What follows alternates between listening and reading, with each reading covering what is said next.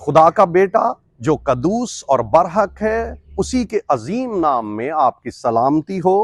اور آج کا ہمارا مضمون ہے بائبل کی پہلی کتاب، پیدائش کی کتاب، اور مکاشفہ کی جو بائبل کی آخری کتاب ہے، ان دونوں کا موازنہ۔ اور میرا نام پاسٹر عدنان ہے، اور آج ہم ان دونوں کتابوں کا، بائبل کی پہلی اور آخری کتاب کا موازنہ کریں گے۔ بائبل کی پہلی کتاب ہمیں یہ بتاتی ہے، پیدائش کی کتاب، کہ خدا نے تخلیق کی اور خدا نے سورج کو بنایا۔ اور بائبل کی آخری کتاب مکاشفہ کی کتاب جو نہایت ہی پاورفل ہے، اور بہت سے لوگ تو اس کو پڑھنے سے ڈرتے ہیں اور وہ کہتے ہیں کچھ ہو جائے گا، لیکن میں آج آپ کو بتانا چاہتا ہوں کہ اگر آپ اس کتاب کو پڑھیں گے آپ کی زندگی بدل جائے گی، کیونکہ یہاں پر خدا ایک بڑی فتح کو لے کر آ رہا ہے۔ پہلی کتاب بتاتی ہے خدا نے سورج کو بنایا، اور بائبل کی آخری کتاب مکاشفہ کی کتاب بتاتی ہے کہ سورج کی ضرورت نہ رہی اس شہر کے اندر۔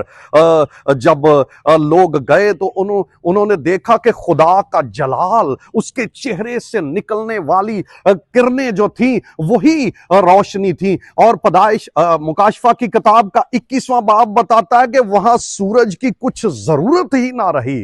اور پھر پہلی کتاب بتاتی ہے کہ شیطان جو تھا وہ وہاں پر فاتح ہو گیا، اور اس نے ڈسیو کر دیا آدم کو اور ہوا کو۔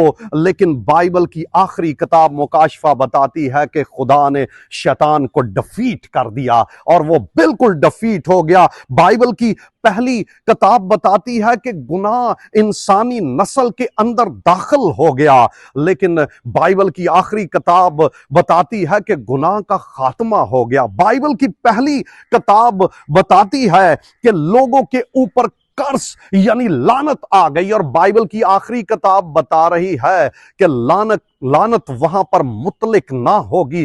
22واں باب اس کی 3 آیت کے اندر یہ لکھا ہوا ہے مکاشفہ کی کہ وہاں لعنت مطلق نہ ہوگی۔ اور وہاں پر پیدائش کی کتاب میں جب انہوں نے گناہ کر لیا تو ان کے آنسو بہے اور وہاں رونا تھا، لیکن مکاشفہ کی کتاب بتاتی ہے کہ وہاں آنسو نہ ہوگا، وہاں رونا نہ ہوگا۔